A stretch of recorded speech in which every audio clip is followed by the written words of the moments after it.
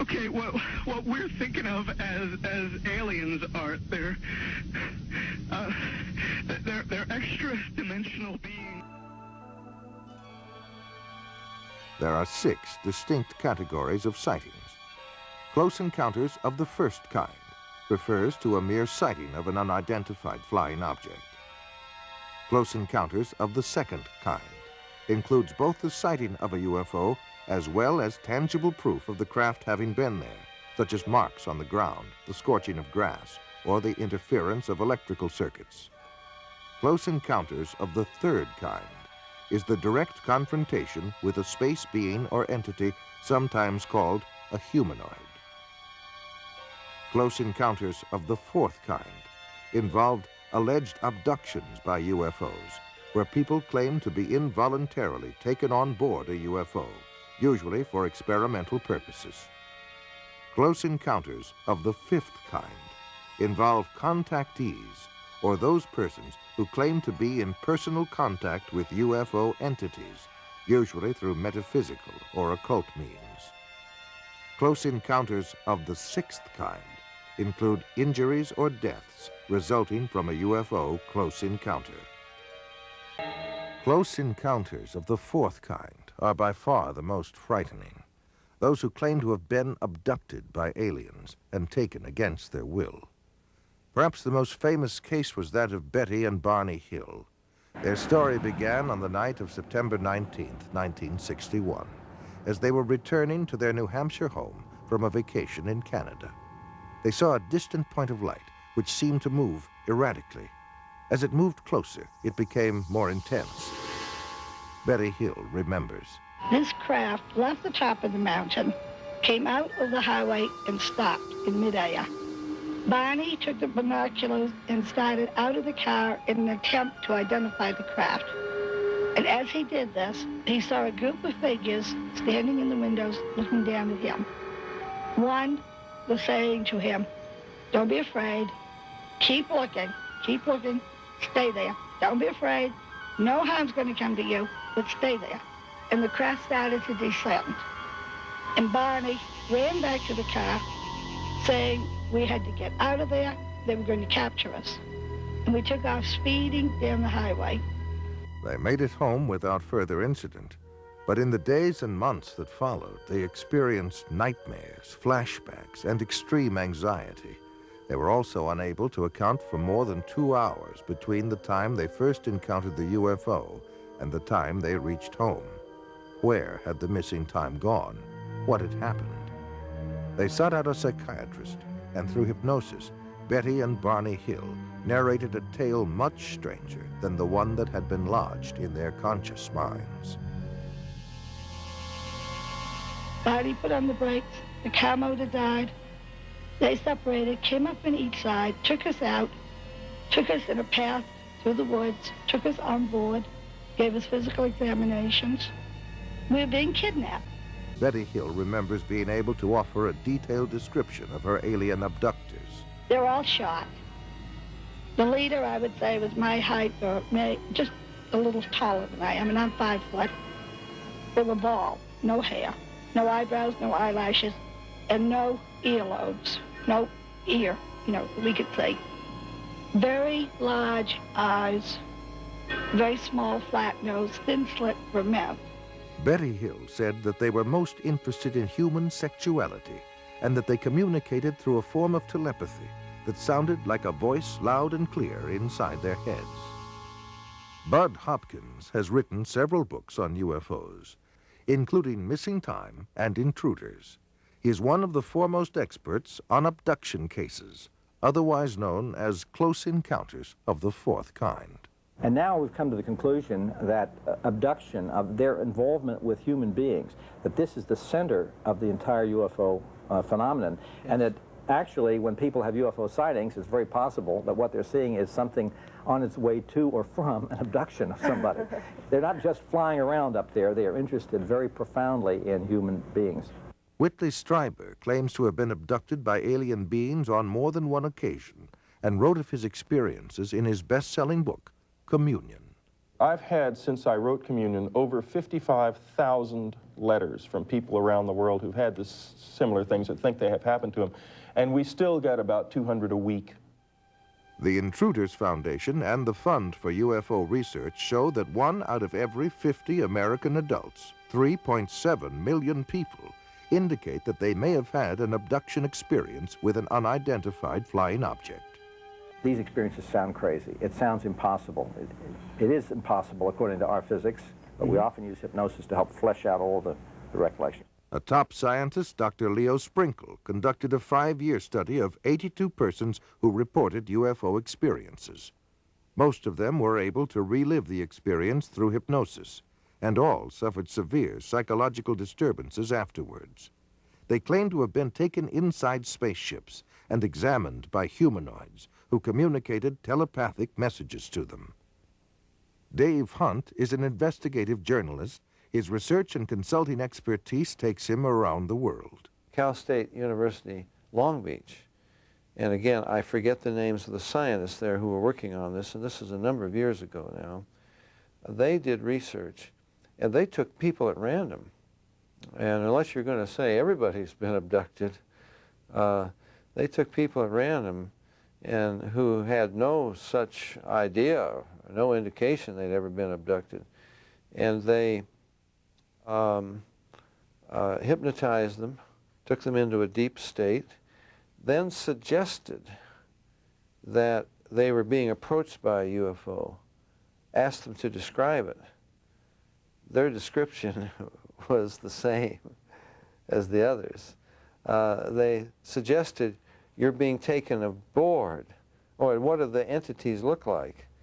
And they came up with similar descriptions. And then when they're taken aboard, they're, what's happening to you? I'm getting a medical examination, you know, or... In his book, Secrets of the UFOs, ufologist Don Elkins made the following observation. I have found that some people can achieve the contact phenomenon simply by being hypnotized, and the same general message permeates over 90% of the millions of words received by thousands of people around the world. No one knows what hypnosis is. No one knows what goes on in the mind. It's an altered state of consciousness like yogis and witch doctors have been practicing. It loosens the normal connection between your spirit and your brain, and of course if the hypnotist can control you, make all kinds of suggestions, make you think things are happening that are not happening, make you think you have powers that you don't, experiences that you haven't, even implant memories. Other beings, if there are other minds out there, they could also do the same thing. Sir John Eccles, Nobel Prize winner for his research on the brain, describes the brain as, quote, a machine that a ghost can operate, unquote. What he means by that is your spirit operates your brain in a normal state of consciousness. In an altered state, reached under yoga, a TM, hypnosis, you have loosened the normal connection between your spirit and your brain, and that allows another spirit, other entities, other minds to interpose themselves and begin to tick off the neurons in your brain, create a universe of illusion. I believe that it's demonic. I think all of the evidence indicates this. In his book, Flying Saucer Pilgrimage, Bryant Reeves in this statement. From our analysis, the teachings of the space beings appear to support many of the principles taught in Oriental philosophy by seers of the Far East. UFO researcher John Weldon then offers this question. How credible is it to think that literally thousands of genuine extraterrestrials would fly millions of light years simply to teach New Age philosophy, deny Christianity, and support the occult? And why would the entities actually possess and inhabit people just like demons do if they were really advanced extraterrestrials? Dr. Pierre Guérin, an eminent scientist associated with the French National Council for Scientific Research, concludes that UFO behavior is more akin to magic than to physics as we know it, and that modern UFOnauts and the demons of past days are probably identical. The word demon in Greek comes from the root meaning knowledge or intelligence, implying that demons have access to knowledge and information denied to ordinary mortals. After what happened to me, the communion experiences, I decided that that might be a good idea to accept the idea of the devil just in case that's what I saw. If you look closely at the life of the world, you see the workings of evil in the world. There seems to be a sort of machinery behind it that is far beyond just the accident of human life. You can literally hypnotize a person, tell them that there's a cat in their lap, they will see it, they will hear it, purr, they will pet it and feel it. It's not physically there. You tell the cat to scratch them, you know, and bring them out of it. There are scratch marks on their cheek. A non-physical object, under the right conditions, can leave physical evidence. I think it's demonic. It's a spiritual power of some kind for which there is no physical explanation. You can't explain it with the laws of chemistry and physics as we know it. John Keel is a world-renowned expert on UFOs and has written numerous books and articles on the subject. A self-described agnostic, he made this statement: "Thousands of books have been written on the subject of demonology, which is the ancient and scholarly study of monsters and demons. The manifestations and occurrences described in this literature are identical to the UFO phenomenon. Victims of demonic possession suffer from the same medical and emotional symptoms as the UFO contactees." I would say I was assaulted by something from the unknown rather than possessed by it. I hope that I was never possessed by it, although there are those who might disagree with me. And I don't think it was something out of craziness. If it came out of my mind, it came out of a part of my mind that is universal to us all. Close Encounters of the Third Kind, that first film that came out about UFOs. The house that the mother and little boy were living in, you know, the toys began running around and screws unscrewing in the presence of UFOs. What the film was saying was the same people that run UFOs run haunted houses. And I would say that's absolutely true. In 1969, the United States Printing Office issued a 400-page publication entitled UFOs and Related Subjects, an Annotated Bibliography. The author was the senior bibliographer for the Library of Congress, Miss Lynn E. Cateau. During her research, she read over 1,000 articles, books, and other literature. She summarizes her findings in the preface of the bibliography. A large part of the available UFO literature is closely linked with mysticism and the metaphysical. It deals with subjects like mental telepathy, automatic writing, and invisible entities, as well as phenomenon like poltergeist manifestations and possession. Many of the UFO reports now being published in the popular press recount alleged incidents that are strikingly similar to demonic possession and psychic phenomenon that have long been known to theologians and parapsychologists. This document was compiled for the United States Air Force and is now in the Library of Congress. Dr. Jacques Vallée has addressed the United Nations on UFOs and was the model for Lacombe in Steven Spielberg's Close Encounters of the Third Kind. He is the author of 8 books on UFOs and has been widely recognized as the premier investigating scientist in the realm of UFO research. In his book, Messengers of Deception, Vallée says, an impressive parallel can be made between UFO occupants and the popular conception of demons.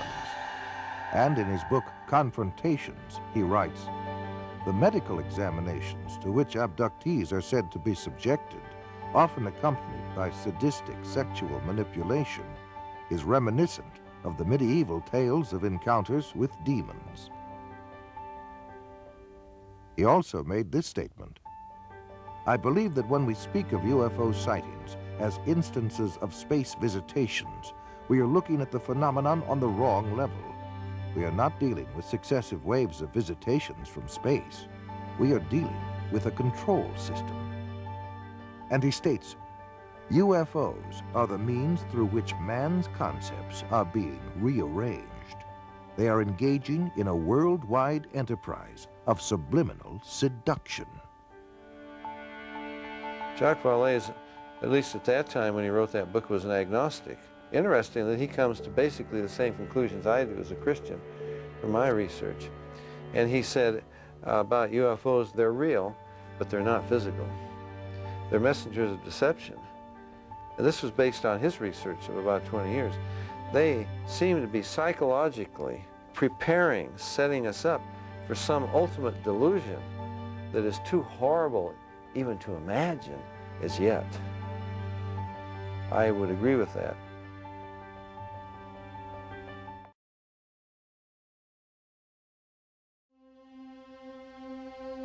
Some people claim that by allowing themselves to be put into an hypnotic trance, they are acting as a channeling device in which the extraterrestrial being speaks through them. The following is an actual sampling of those messages. We come from the Interplanetary Confederation of Solar Systems, and our purpose is to aid our brother man on the planet Earth as the New Age dawns. The teacher that was known to you as Jesus was able to use many more of the abilities than the people of this planet. Unfortunately, man upon planet Earth has misinterpreted the meaning of this man's life. He was no different from any of you. He was simply able to remember certain principles. These principles may be realized by anyone at any time. It is only necessary that you avail yourself to our contact through meditation in order to begin to re-realize that which is rightfully yours, the truth of the creation and the truth of your position in it. Know ye not that ye are gods? We have been puzzled at times by the inability of the people in general of this planet to be awakened to this simple truth. We find that the state of hypnosis brought about by the evolution of thought of the people of this planet is so great that it is necessary for him to maintain a constant awareness of his spiritual nature with meditation.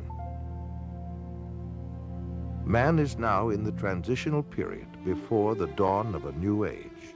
With peace, love, brotherhood, and understanding on man's part, he will see a great new era begin to dawn.